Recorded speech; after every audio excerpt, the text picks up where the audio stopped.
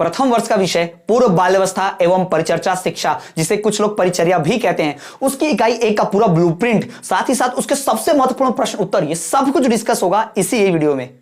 Hello students, मेरा नाम है अभिषेक वर्मा और स्वागत है आपका हमारे चैनल स्टडी क्लास पे, जहां आपको मिलते हैं डीएलएड से जुड़े हुए सारे वीडियो, लेक्चर्स, नोट्स और सब कुछ। तो वीडियो में आपने देख लिया होगा कि हमने बात कर ली है कि हम पूर्व बाल्यावस्था, परिचर्या एवं शिक्षा की बात करने वाले हैं। जी हां, इस प्रथम वर्ष के विषय जिसका प्रश्न पत्र क्रमांक 3 है, उसकी इकाई 1 जिसका नाम है प्रारंभिक बचपन में देखभाल एवं शिक्षा की परिभाषा, बहुत बड़ा नाम है, शिक्षा की परिभाषा, प्रकृति एवं महत्व। इस पे कितने जो अंक आवंटित है वो देखेंगे, इसका ब्लूप्रिंट जानेंगे, यानी कितने नंबर का कौन कौन सा प्रश्न आता है। साथ ही साथ जो प्रश्न सबसे महत्वपूर्ण है, पहले डीएलएड की परीक्षा में पूछा था, पीवाईक्यूज, प्रीवियस ईयर क्वेश्चन, और आने वाले डीएलएड की परीक्षा में पूछने का सबसे ज्यादा चांस है, उस प्रश्न को, उसका उत्तर कैसे लिखते हैं, सब कुछ बताऊंगा इस एक वीडियो में। तो वीडियो को मिस मत करना, जरा सा भी पूरा एंड तक देखना, क्योंकि ये एक इकाई 20 नंबर की है। जी हां, 20 अंक, यानी इस एक वीडियो को देखकर 20 नंबर मिलेंगे, 20 याद रखो। ठीक है, तो चलो हम शुरू करते हैं बिना किसी देरी के। लेकिन शुरू करने से पहले छोटी सी रिक्वेस्ट, यदि चैनल पर पहली बार आए हो तो चैनल को प्लीज सब्सक्राइब करो, बेल नोटिफिकेशन को ऑल पर रखो। आपके सपोर्ट की मुझे बहुत जरूरत है इस वक्त, आप सब्सक्राइब जरूर करें। साथ ही साथ वीडियो पसंद आए तो लाइक शेयर जरूर करें, और प्लेलिस्ट चेक करेंगे तो आपको सभी विषयों के वीडियो जो है नए एकदम अपडेटेड वीडियोस अपलोड किए जा रहे हैं, नए फ्रेश, जो 2000 आने वाली स्टूडेंट की परीक्षा के लिए सबसे महत्वपूर्ण होने वाली है, उस परीक्षा के लिए। तो फटाफट सारे वीडियोस देखो। चलिए शुरू करते हैं और बात करते हैं बाल्यावस्था, परिचर्या एवं शिक्षा, प्रथम वर्ष। जैसा कि पहले बताया कि इसको कई लोग परिचर्या की जगह परिचर्या भी बोलते हैं, तो कंफ्यूज नहीं होना, विषय एक ही है, बस अलग अलग कोई लिखता है। ठीक है, तो पहला सवाल, बचपन से क्या आशा है, इस अवस्था की विशेषताएं बतलाइए। पहली बात तो यह कि बाल्यावस्था, इसका नाम ही इकाई का है, तो इसमें सब बाल्यावस्था, किशोर अवस्था, बचपन अवस्था, इसकी बात होगी, जान लेना। तो इससे संबंधित प्रश्न आता ही आता है, तो बाल्यावस्था, किशोर अवस्था, शैशवावस्था, इससे संबंधित सब प्रश्न पढ़ लेना। ठीक है, अभी दिखाता हूं कौन कौन से प्रश्न पूछे गए थे। तो बचपन से क्या आशा है, इस अवस्था की विशेषताएं बतलाइए। जो बचपन होता है उस अवस्था का मतलब क्या है, बचपन अवस्था किसे कहते हैं, बचपन कहते किसे एक्चुअल में, बचपन किसको बोलते हैं, और इस अवस्था की क्या विशेषता है, क्या क्या खास होता है इसमें, ये भी जानेंगे। ये डीएलएड की परीक्षाओं में 2017, 2018, 2019, 2020, 2022 भाई बार बार पूछ चुका है। ठीक है, और अभी भी पूरा चांस है कि पूछेगा ही। चलो देखो, तो किसे कहते हैं बचपन, शिशु के जन्म के दूसरे सप्ताह के अंत से दूसरे वर्ष के अंत तक, है ना, यानी कि जो शुरुआत का जो पूरा 2 साल होता है, उस पूरी अवस्था को हम शैशवावस्था, बचपन अवस्था कहते हैं, ध्यान रखिएगा। ठीक है, वही बचपन अवस्था कहलाती है। इसका प्रारंभ शैशवावस्था की समाप्ति से होता है। अब एक और बात, सबसे पहले ध्यान रखना, कई किताबों में अलग अलग दिया रहता है बचपन अवस्था, शैशवावस्था भी अलग अलग दिया रहता है। ऐसा इसलिए कि अलग अलग वैज्ञानिकों ने बचपन अवस्था को अलग अलग ईयर बताया। किसी ने 1 से 5 साल तक को बता दिया बचपन अवस्था है, किसी ने 1 से 2 को शैशवावस्था बनाया है, फिर 2 से बाकी 6 साल तक को बचपन अवस्था कहा है। यानी कि अलग अलग भिन्न भिन्न रहता है। आपको ध्यान देना है कि एक आइडियल पकड़ चलना है, और आपको कोई गलत नहीं देगा, क्योंकि हर वैज्ञानिक के अनुसार अलग अलग है यहां पर। ठीक है, तो अलग अलग ईयर बताए जाते हैं। तो बचपन अवस्था क्या है भाई, शिशु के जन्म के दूसरे सप्ताह के अंत से, यानी जब पैदा हुआ तो सेकंड वीक, यानी 14 दिन के बाद की बात हो रही, सेकंड वीक के एंड से दूसरे वर्ष यानी दूसरे साल के उसके एंड तक जो होता है वही बचपन अवस्था कहलाता है। इसका प्रारंभ शैशवावस्था खत्म होने पर, इन्फेंसी, शैशवावस्था जिसे कहते हैं, उससे खत्म होने के बाद ही शुरू होता है।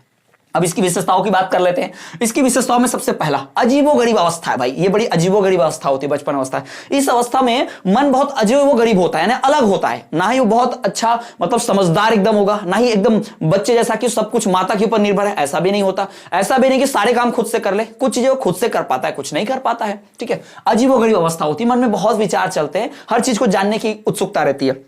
खतरनाक अवस्था भाई, ये बड़ी खतरनाक अवस्था है। खतरनाक मतलब बम नहीं फूटते भाई, खतरनाक का मतलब ये है कि इस अवस्था में बालक को जो भी दिया जाए, बालक के ऊपर जो भी होता है उसका प्रभाव पड़ता है। अगर वो घर में देख रहा है मारपीट हो रही है, घर में घरेलू हिंसा हो रही है, तो आगे चल के उसके जीवन में ना कभी वो बड़ा होगा तो उसे दंश झेलना पड़ेगा, उसके व्यवहार में परिवर्तन होगा। बच्चे बहुत चिड़चिड़े हो जाते हैं, जिनको बचपन में मार पड़ती है, जिनको प्यार नहीं मिलता, बड़े होकर चिड़चिड़े हो जाते हैं बहुत ज्यादा। इस बात को ध्यान में रखिए। तो ये बहुत ही खतरनाक अवस्था है। आत्मनिर्भरता की अवस्था, इसमें बालक खुद से ग्लास पकड़ के पानी पीना सीख जाता है, खुद से चाय पीना सीख जाता है, खुद से कुछ खाना भी सीख जाता है चम्मच से, है ना। तो ये जो अवस्था भाई आत्मनिर्भरता की अवस्था है, इसमें बालक बहुत सी चीजें खुद से करता है, सेल्फ डिपेंडेंट, इसलिए इसको बोलते हैं आत्मनिर्भरता की अवस्था। चौथा है अनुकरण की प्रवृत्ति, यानी अनुकरण करना, यानी कॉपी करना है, इसमें कॉपी करने की आदत आती है। प्रवृत्ति मतलब होता है आदत, हैबिट। ठीक है, तो बालक को इस अवस्था में, इस बचपनावस्था में अनुकरण की प्रवृत्ति आती है। अनुकरण मतलब वो देखकर सीखता है, फॉलो करता है। अब देखो आजकल के माँ बाप की दिक्कत क्या है, माँ बाप बच्चों को खुद माँ बाप मोबाइल चला रहे हैं, फेसबुक इंस्टाग्राम वीडियो देख रहे हैं और बच्चे को बोलते हैं कि पढ़ाई कर। ऐसा नहीं हो सकता।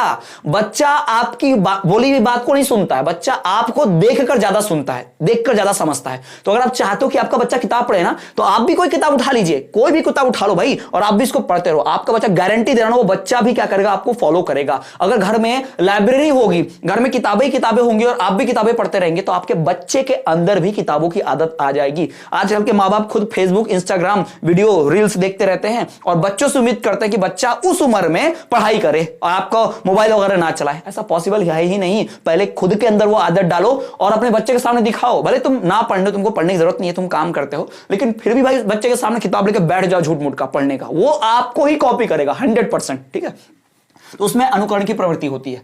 नैतिकता का अभाव होता है। इस अवस्था में बच्चे के अंदर नैतिकता का अभाव, मतलब सही गलत का फर्क नहीं रहता है। जैसे कि आप और मैं हैं, अभी कोई बिस्किट खा रहा है तो हम जाके से छीन के उससे खा थोड़ी लेंगे। आप और मैं तो नहीं खाएंगे, बड़े हो गए, थोड़ा समझदारी नैतिकता है। लेकिन जो छोटा बच्चा होता है उसको नैतिकता नहीं होती, वो दूसरे से छीन के खा लेता है। तो छोटे बच्चे होंगे, देखा ना आपने, एक चिप्स खाते रहेगा तो जाके छीन लेगा, या रोटियां कुछ भी छीन लेगा। तो इस उम्र में नैतिकता का अभाव होता है। ठीक है, तो ये हो गई बचपन अवस्था की विशेषता। कितनी विशेषताएं बताई मैंने? 5। पहला अजीबोगरीब अवस्था है, दूसरा खतरनाक अवस्था है, तीसरा आत्मनिर्भरता की अवस्था है, चौथा भाई अनुकरण की प्रवृत्ति है, आदत है कॉपी करने की, पांचवा नैतिकता का अभाव है, यानी सही गलत का फर्क नहीं रहता।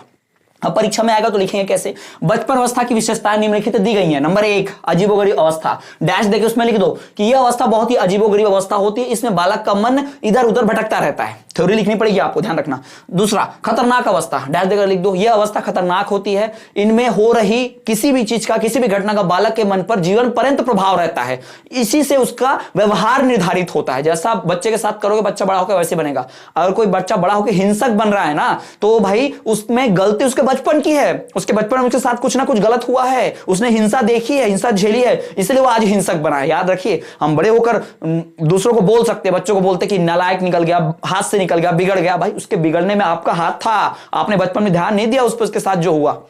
ठीक है, फिर आत्मनिर्भरता की अवस्था, डैश देकर लिखिए कि इस अवस्था में बालक आत्मनिर्भर हो जाता है, वो कुछ कार्य स्वयं करने लगता है अपने मन से, आत्मनिर्भरता। ठीक है, फिर है अनुकरण की प्रवृत्ति, यानी वो दूसरों को देखकर कॉपी करता है, दूसरों को देखकर अनुकरण करता है, सीखता है। ऐसी थ्योरी लिखना पड़ेगा, सिर्फ नाम लिखने से काम नहीं चलेगा। थ्योरी लिखो तभी 5 नंबर, तभी 4 नंबर, तभी 3 नंबर मिलेंगे। ठीक है, तो ये हो गया।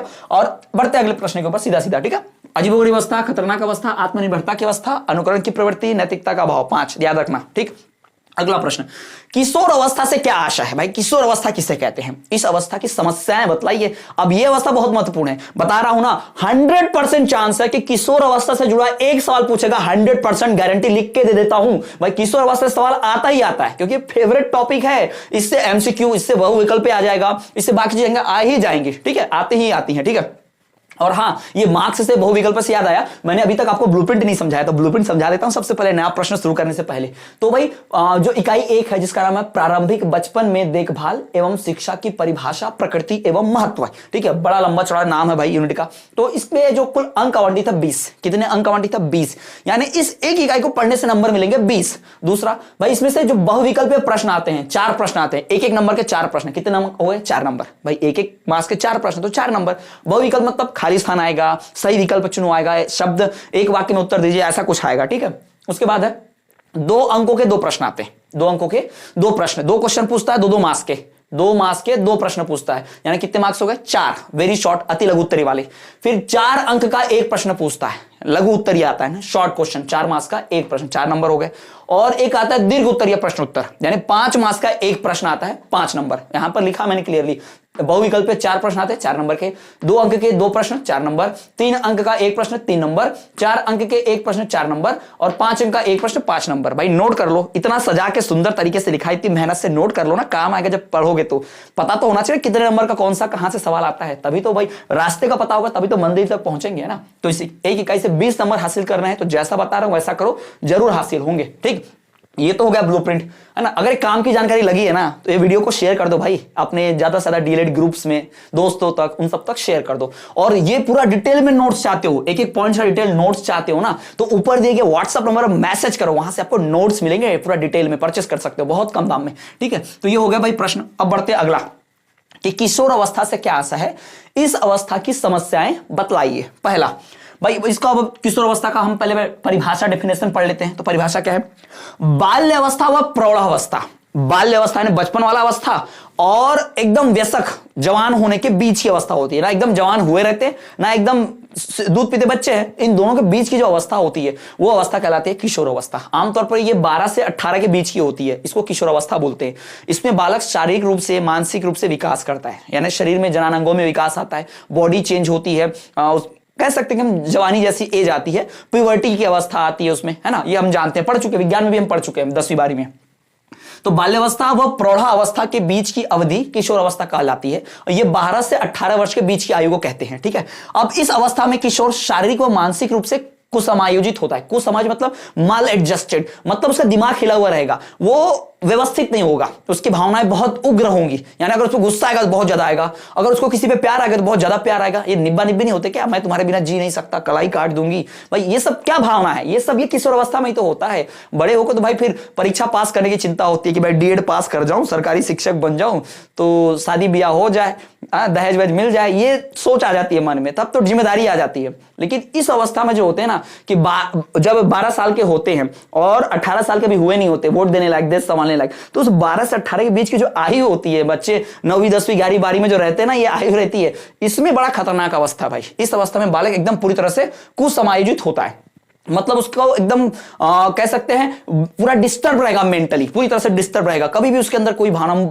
समय समय पर उसका मूड बदलते रहेगा, कभी भी कुछ भी, ठीक है, ये ध्यान में रखना। चलो इसकी समस्याएं जानते हैं, इसमें क्या क्या प्रॉब्लम्स आती हैं, किशोर अवस्था में क्या क्या प्रॉब्लम्स आती हैं वो बात करते हैं। तो भाई देखो, पहला पारिवारिक समायोजन की समस्या। पारिवारिक समायोजन की समस्या का मतलब क्या है कि बालक परिवार में सही ढंग से खुद को फिट नहीं कर पाता, क्योंकि माँ बाप बोलते पढ़ो, बच्चे का ध्यान लग रहा खेलने में, माँ बाप बोलते मोबाइल मत चला, बच्चे को भाई पसंद आ गई है कोई लड़की तो वो उसमें लग गया है, लड़की कोई लड़का पसंद आ गया, क्योंकि इस उम्र में ये भावनाएं होती हैं। इस उम्र में ये 12 से 18 के बीच की जो उम्र होती है, हम सब उस दौर से गुजर चुके हैं, आप मैं, तो हम सब समझ सकते हैं कि इस उम्र में हमें अट्रैक्शन होता है, हमें क्या होता है, आकर्षण होता है विपरीत लिंग के प्रति। लड़का है तो लड़की के प्रति अट्रैक्ट होगा, लड़की होगी तो लड़की की तरफ अट्रैक्ट होगी, इस उम्र में होता है। लेकिन माँ बाप कहते हैं इन सबसे ही दूर रहना, माँ बाप बोलते पढ़ो, और पढ़ने की इच्छा नहीं होती इस उम्र में, है ना, दिमाग एक जगह नहीं होता, मन शांत नहीं होता, और खेलने की इच्छा होती है, बाहर घूमने की इच्छा होती है, दोस्तों के साथ मस्ती करने की इच्छा होती है, और इस उम्र में माँ बाप इसी को मना करते हैं, तो फिर हमारा झगड़ा होता है परिवार से, है ना। हमें लगता है कि माँ बाप ही सबसे बड़े हमारे दुश्मन है, लेकिन वो तो अच्छे के लिए समझा रहे हैं, पर माँ बाप को भी नहीं समझता कि बच्चा इस उम्र में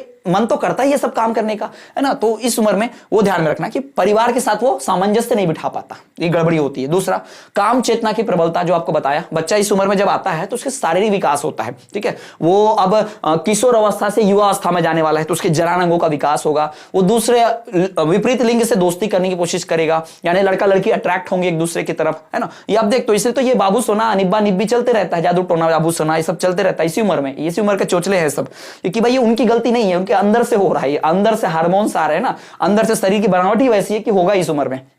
फिर है व्यक्तिगत भिन्नताएं। व्यक्तिगत भिन्नताएं मतलब इसमें बालक भिन्न भिन्न तरह से हो जाता है, मतलब यही उम्र है जब डिसाइड होगा, ये निर्धारित होगा कि उसकी व्यक्तिगत क्या होगा, उसकी व्यक्तित्व क्या होगा, वो किस तरह से होगा। यानी हर बालक को आप देखोगे ना इस उम्र में, तो हर बालक में अलग अलग व्यक्तित्व नजर आएगा। कोई बहुत ज्यादा चिड़चिड़ा है, कोई बहुत गुस्सैल है, कोई बहुत ही शांत है, कोई बहुत ज्यादा एक्सपीरियंस, मतलब ऐसी बातें करेगा बड़ों जैसी बातें कर रहा है, कोई बहुत जिम्मेदार बन जाता है, कोई एकदम छपरी बन जाता है, टपोरी, कोई एकदम ही भाई एकदम बहादुर बन जाता है, कोई एकदम डरपोक बन जाता है। तो ये उम्र में आपको व्यक्तिगत भिन्नताएं देखने मिलेगी, यानी इसके अंदर भिन्नता आ जाती है बालक के अंदर इस उम्र में।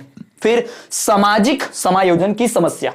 भाई समाज में रहने में भी दिक्कत आती है ना, समाज के साथ भी सामंजस्य नहीं बिठा सकते। समाज चाहता है इस उम्र में बालक क्या करे, पढ़ाई लिखाई करे, है ना, एक सभ्य बने, लेकिन इस उम्र में बालक चाहता है कि वो दिन भर बाहर घूमे दोस्तों के साथ, रात तक, थोड़ा देर रात तक घूमे, ऐसा चाहता है। तो समाज भी पसंद नहीं करता। बच्चा इस उम्र में नया नया फैशन करना चाहता है, अच्छा दिखना चाहता है, भाई हेयर स्टाइल बनाना चाहता है, बाल बनाना चाहता है इस उम्र में, लेकिन भाई इसी उम्र में जो लोग होते हैं वो उसको ताने देते हैं। अब ये जो मैंने इसे बाल बनाया ना, ये मैंने अपने खुद की स्टाइल सुधार ली इसी बहाने, बताने के बहाने। ऐसा मत समझो कि बस सर करके बता रहे थे, भाई मेरा बाल थोड़ा नीचे आ रहा था पसीने से, मैंने कर लिया।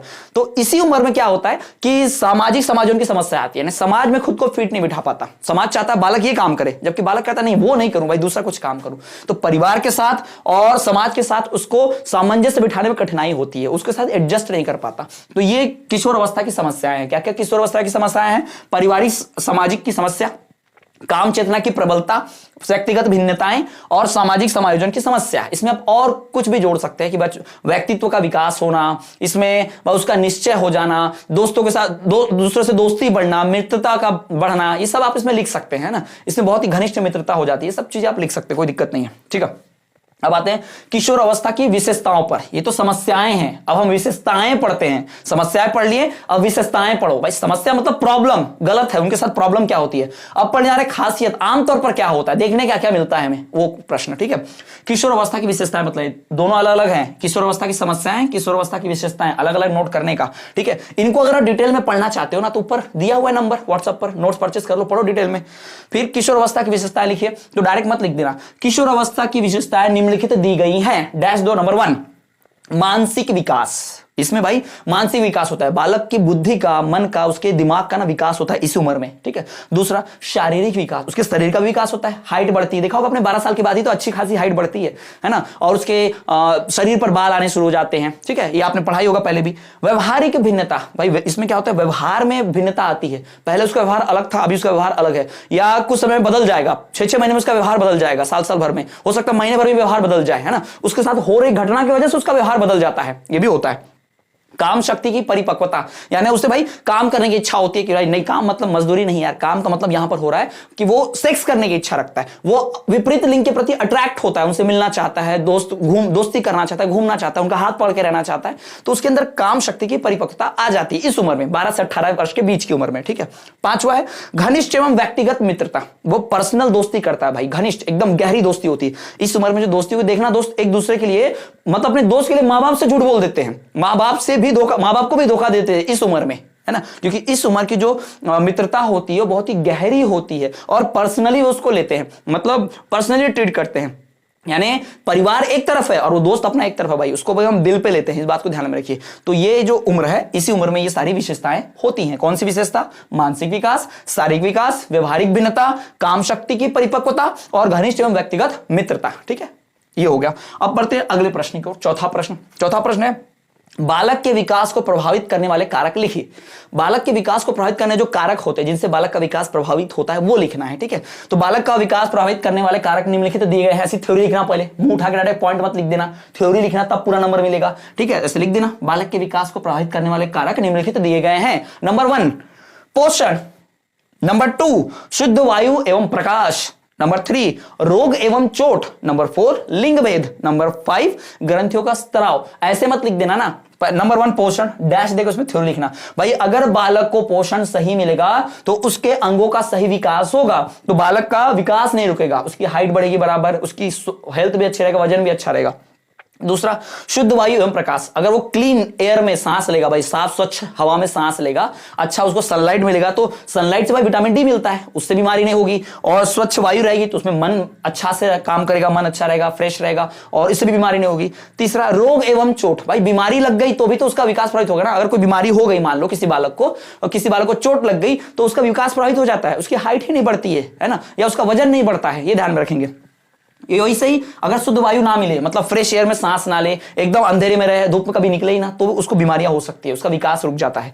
लिंग भेद, यानी लड़का लड़की में अगर भेदभाव घर में, भाई लड़के का अगर लड़का लड़की के बीच भेदभाव होगा तो लड़का लड़की के बीच कुछ भिन्नताएं आएगी, लड़की के मन में खुन्नस बैठ जाएगी कि मेरे माँ बाप मुझे पसंद नहीं करते, मेरे भाई को ज्यादा पसंद करते हैं, या लड़का के मन में आ सकता है कि ये बहन को ज्यादा फेवर करते हैं, मुझे नहीं करते, मुझ पर रोक टोक लगाते रहते हैं, बहन जो बोलती है वो कर देते हैं, जो मांगती है ला देते हैं। तो ऐसा नहीं होना चाहिए, लिंग भेद नहीं होना चाहिए। अगर लिंग भेद होगा तो भी विकास पर प्रभाव पड़ेगा।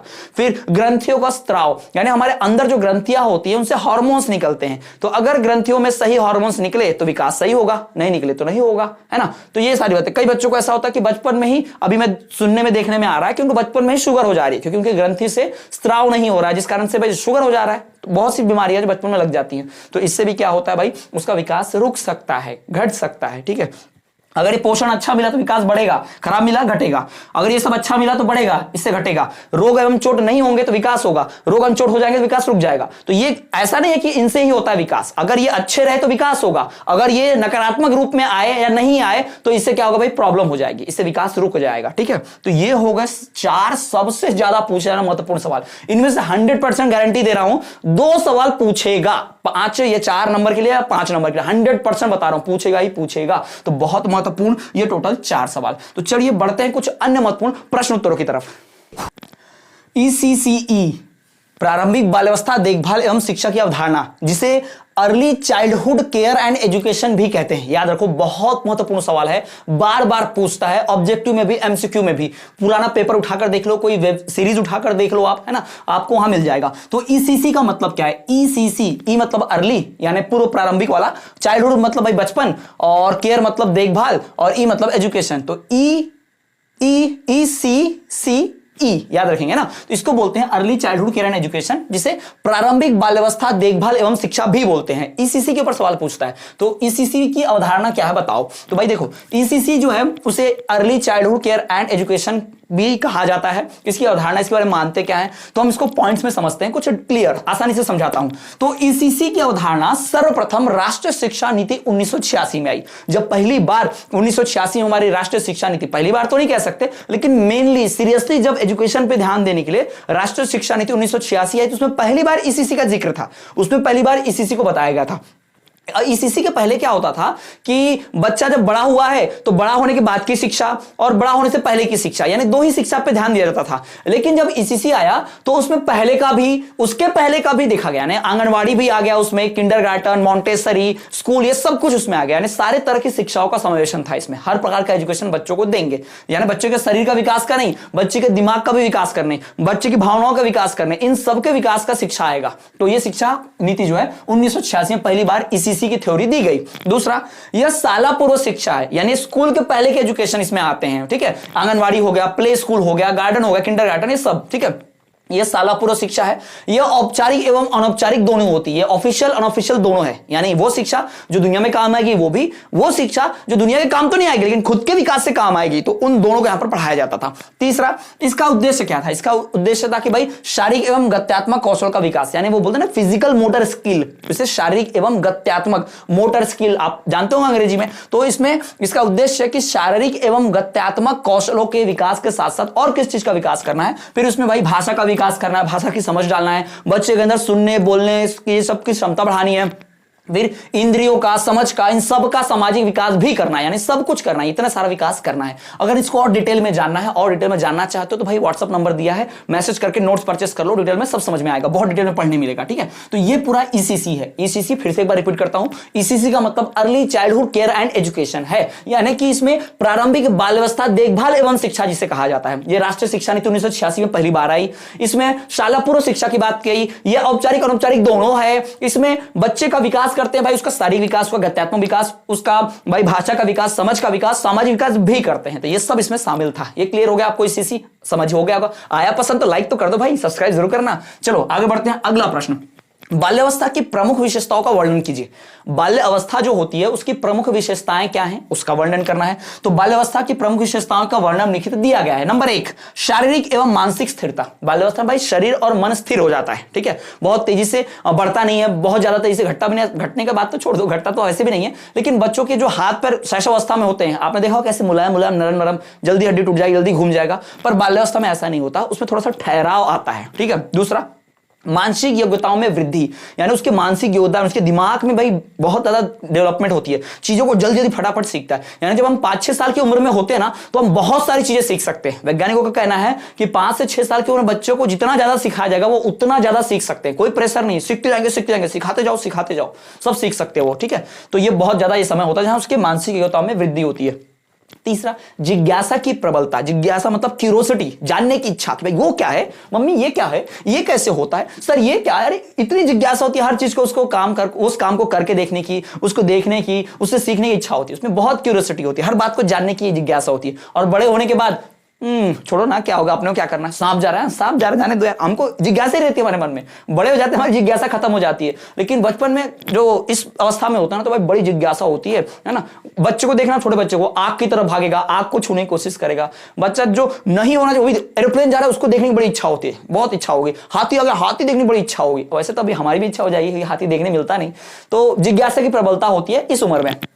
चौथा, सामाजिक गुणों का विकास होता है। भाई उसके अंदर जो सामाजिक सोशल गुण होते हैं, समाज में एक साथ समूह में ग्रुप बना के रहना, एक साथ मिलजुल कर खेलना, एक साथ मिलजुल कर झूठ बोलना, सच बोलना, ये सब सामाजिक गुणों का विकास उसके अंदर हो जाता है। नैतिक गुणों का विकास यानी कि सही गलत के बीच का अंतर भी इसी उम्र में पता चलता है। इसी अवस्था में सही गलत के बीच का अंतर हमें समझ में आता है। तो नैतिक गुणों का विकास भी इसी अवस्था में हो जाता है। तो ये तो हो गया भाई बाल्यावस्था की प्रमुख विशेषताओं का वर्णन। कौन कौन से? शारीरिक एवं मानसिक स्थिरता, मानसिक योग्यताओं में वृद्धि, जिज्ञासा की प्रबलता, सामाजिक गुणों का विकास, नैतिक गुणों का विकास। पहले ही बता दे रहा हूं, सिर्फ पॉइंट मत में लिखना, नंबर नहीं मिलेंगे। इस पॉइंट को एक्सप्लेन करना पड़ेगा, थ्योरी भी लिखनी पड़ेगी। ऐसा लिखना, बाल्यावस्था की प्रमुख विशेषताओं का वर्णन निम्नलिखित दिया गया है। नंबर 1, शारीरिक एवं मानसिक स्थिरता। डैश देखो, उससे लिखो कि बच्चा इस उम्र में मानसिक रूप से शारीरिक रूप से स्थिर हो जाता है, उसमें स्थिरता आती है। लिख दिया, 1-1.5 लाइन काफी है। फिर लिखो मानसिक योग्यताओं में वृद्धि, फिर डैश दो, भाई उसके मानसिक योग्यता में वृद्धि होती है, वो लगातार मानसिक रूप से सक्रिय होता है। ऐसे कुछ चीजें लिखो हर एक में, ऐसे तब जाके पूरा 5-5 पूरा 4-4 नंबर मिलेगा। क्लियर है? तो आई होप आपको पूरा का पूरा समझ में आ गया होगा। ये इस इकाई सबसे ज्यादा महत्वपूर्ण प्रश्न उत्तर थे। कुछ और भी कुछ प्रश्न उत्तर हैं जो अभी छूट गए, उनको मैं नेक्स्ट वीडियो में कवर अप करूंगा। जो मैं एक बिना फेस का वीडियो बनाऊंगा, सीधा लिखते हुए बढ़िया से, वो वीडियो लाऊंगा, उसमें आप देख पाएंगे बहुत आसानी से।